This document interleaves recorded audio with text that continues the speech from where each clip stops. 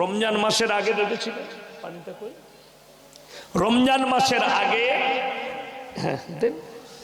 একজন বাংলাদেশের বক্তা তিনি রমজান মাসে বয়ান করলেন কি করে সুর করে আমার ভাইয়েরা মায়েরা মনেরা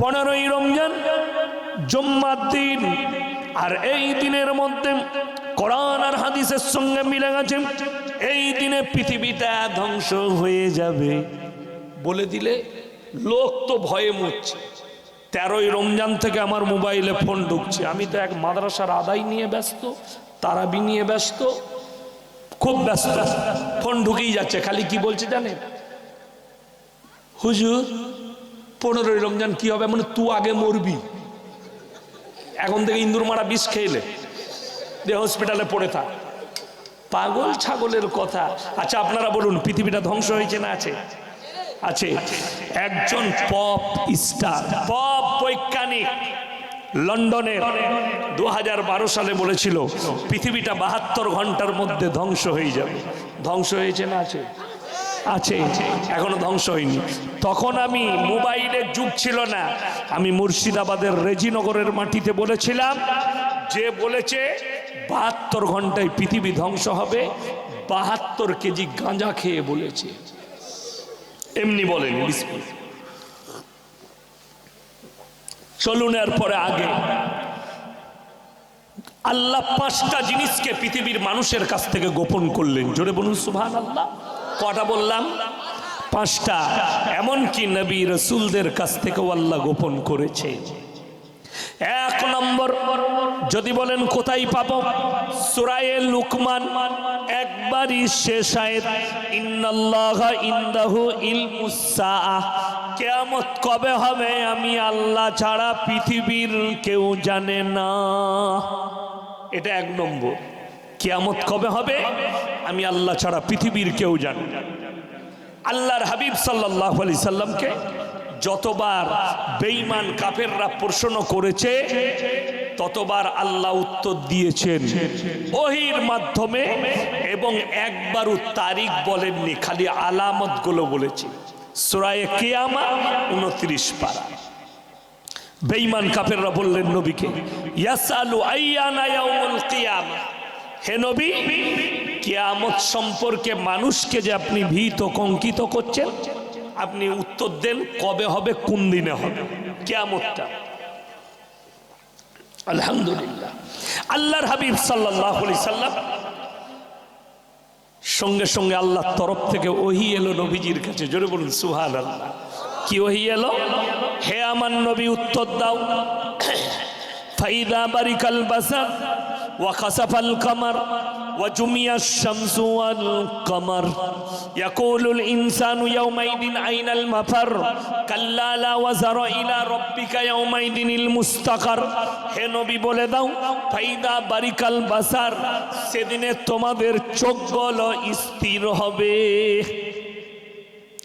স্থির শব্দের অর্থ শুনেলেন কোন আশ্চর্য জিনিসকে দেখলে মানুষের চোখ দাঁড়িয়ে যায় সকালবেলায় যদি কালিয়াচকে মাছের মার্কেটে যায় আর যদি দেখতে পায় একদম 20 কেজি ওজনের কাতলা মাছ আপনার চোখটা কি হবে উড়ে চোখটা বেরোবে না বেরোবে না এটাই এই শব্দ আল্লাহ ব্যবহার করেছে ফাইদা বারিকাল বাসার মানুষের চোখগুলো স্থির হয়ে যাবে সেদিনে কখন ওয়া খাসাফাল কামার যেদিনে চন্দ্র আলোহীন হয়ে যাবে ওয়া জুমিয়াশ শামসু ওয়াল কামার চাঁদ আর সূর্যকে যেদিনে একটা রাস্তায় টক্কর খাওয়াবো আপনারা শুনেছেন চাঁদের জায়গা বিক্রি হচ্ছে শুনেছেন আচ্ছা কে কে কিনলেন হ্যাঁ হ্যাঁ আপনারা কিনতে পারবেন না কিনে লাভও নাই চাঁদের জায়গা বিক্রি কেন হচ্ছে জানেন পৃথিবীর বিশেষজ্ঞরা বলছে ওয়ার্ল্ড ওয়ার শুরু হয়ে গেছে লাল সাগর থেকে লাল দরিয়া থেকে সাগর থেকে ওয়ার্ল্ড ওয়ারের চিঙ্গারি উঠে গেছে শুনেলেন আমরা দোয়া করব ফিলিস্তিনের মাজলুমদের জন্য আল্লাহ যেন তাদেরকে কবুল করে লাই জোরে বলুন আমিন কামিয়াবি দান করুক আমাদের দোয়া আছে ফিলিস্তিনের মাজলুমদের জন্য গাজার মুসলিম বিদ্রোহীদের জন্য পৃথিবীর ইতিহাস বলছে, বিশেষজ্ঞরা আমরা নয়, অটোমান সাম্রাজ্যর পতন ঘটেছিল লাল সাগর থেকে। এটা পৃথিবীর 1 নম্বর ইতিহাস। তারপরে গোটা পৃথিবীর পাওয়ারফুল হয়ে দাঁড়িয়েছিল, তার নাম ইতালি। ইতালির সাম্রাজ্য, ইতালির পতন ঘটেছিল লাল সাগর থেকে। পাওয়ারফুল হয়ে দাঁড়ালো আমেরিকা। আমেরিকার পতন ঘটতে চলেছে লাল সাগর থেকে। জোরে বলুন সুবহানাল্লাহ। আমেরিকার জন্যই শুনে নেন, আজকে গোটা বিশ্বে মুসলিমকে সন্ত্রাসবাদ বলা হচ্ছে। এই হারামখোর আমেরিকা নাম রেখেছে আপনার সন্ত্রাসবাদ। মুসলমানের নামটা করণ করেছে কে? আমেরিকা সন্ত্রাসবাদ। বড় কষ্ট লাগে। এই কালিয়াচকের মানুষ কিচ্ছু জানে না, আপনারা অবগত নন। অনেক ছেলে খালি মোবাইলগুলো রেখেছে, তারা খালি খারাপ ফিল্ম দেখার জন্যে, গান শোনার জন্যে। আরে পৃথিবীর খবর রাখো। আমাদের পার্লামেন্টে 1 মাস আগে 2 জন ছেলে 3 জন ঢুকেছিল হামলা হানতে। 3টে ছেলে, 3 জনই হিন্দুদের ছেলে। আপনাদের জানা আছে? খবর রাখেননি। এই 3 জন যদি মুসলমান হতো, এতক্ষণ পর্যন্ত পাকিস্তান, ISI বহুত কিছু জুড়ে যেত।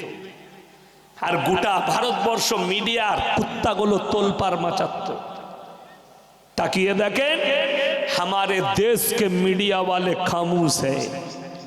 अगर हम कहते हैं तो बोलते हैं कि मौलवी साहब तो भड़काऊ भाषण दे रहा है। ये भड़काऊ है। मुसलमानेर काছে যদি একটা টর্চ লাইট পায়, তা বলবে শালা বোম তৈরি করছি। বাস্তব কথা বলছি। আপনারা জানেন, মুর্শিদাবাদের ডমকলের 2 জন ছেলে NIA-র হেফাজতে। তাদের কাছে কি পেয়েছে?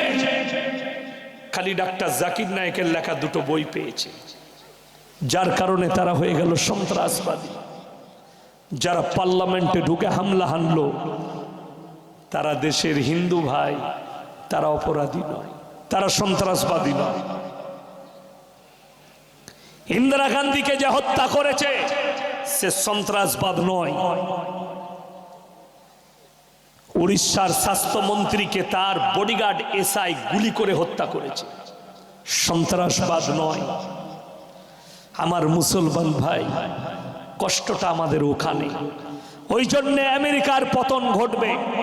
3য় বিশ্বযুদ্ধ আসন্ন, ওয়ার্ল্ড ওয়ার শুরু হবে। তালিবানরা রাস্তা চেয়েছে কার কাছে?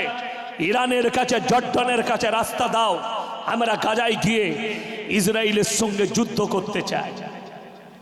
উত্তর কোরিয়া ওয়াদা করে নিয়েছে, তালিবান দিকে কয়েকটা পরমাণু হাতিয়ার দিতে চাইছে। কিম জং উন তার নাম। সে খুব তাড়াতাড়ি চীন আর তাইওয়ানের যুদ্ধ হবে। বিশেষজ্ঞরা বলছে ওয়ার্ল্ড ওয়ার হবে পৃথিবীতে। 3য় বিশ্বযুদ্ধ হলে গড়ে প্রত্যেক দিন 70 লাখ মানুষ মারা যাবে। এটা অনুমান করেছে কারা? কেন? 3য় বিশ্বযুদ্ধ হলে গুলি চলবে না, পরমাণু যুদ্ধ হবে। 3য় বিশ্বযুদ্ধ পরমাণু যুদ্ধ হবে। আলহামদুলিল্লাহ। আপনাদেরকে অনুরোধ করে বলে যায়, সবাই বলুন আমরা মুমিন হব। জোরে বলুন ইনশাআল্লাহ। ইসলাম এত সুন্দর। আমার আল্লাহ রাব্বুল আলামিন বললেন, ওয়া জুমিয়া শামসু ওয়াল কামার।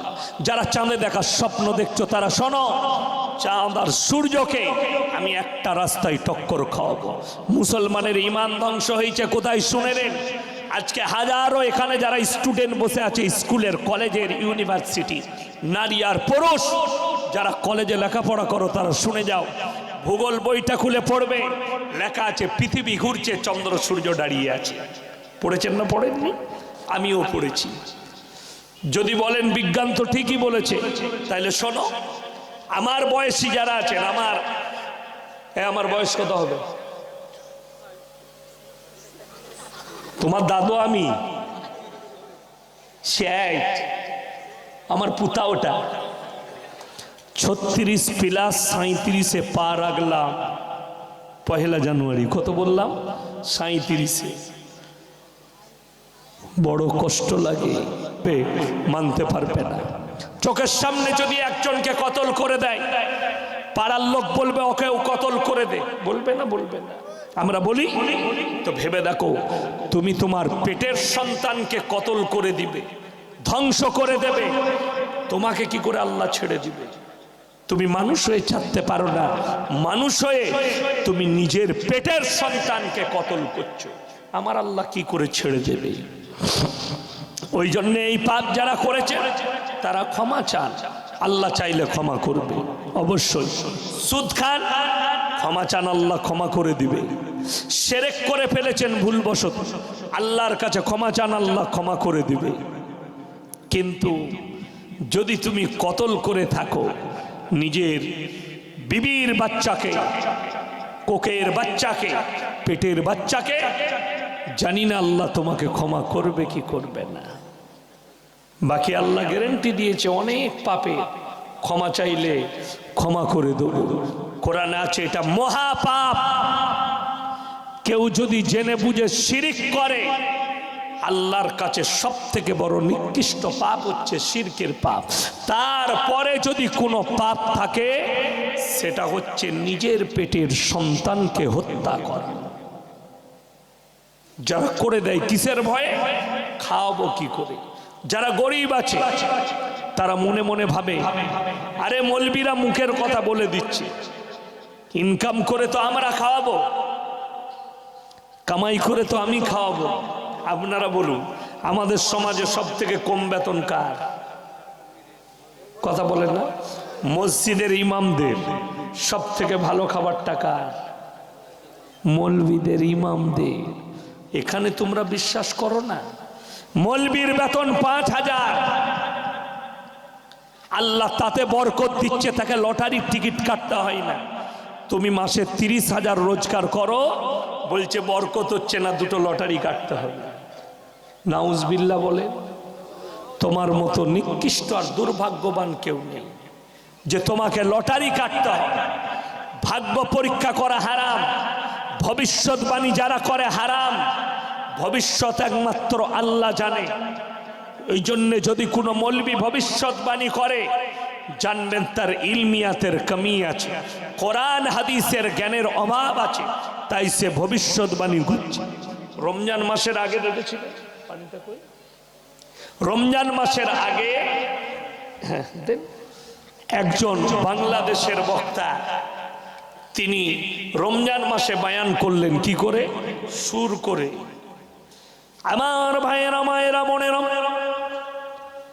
15ই রমজান জুম্মার দিন, আর এই দিনের মধ্যে কোরআন আর হাদিসের সঙ্গে মিলে গেছে, এই দিনে পৃথিবীটা ধ্বংস হয়ে যাবে বলে দিলে লোক তো ভয়ে মরছে।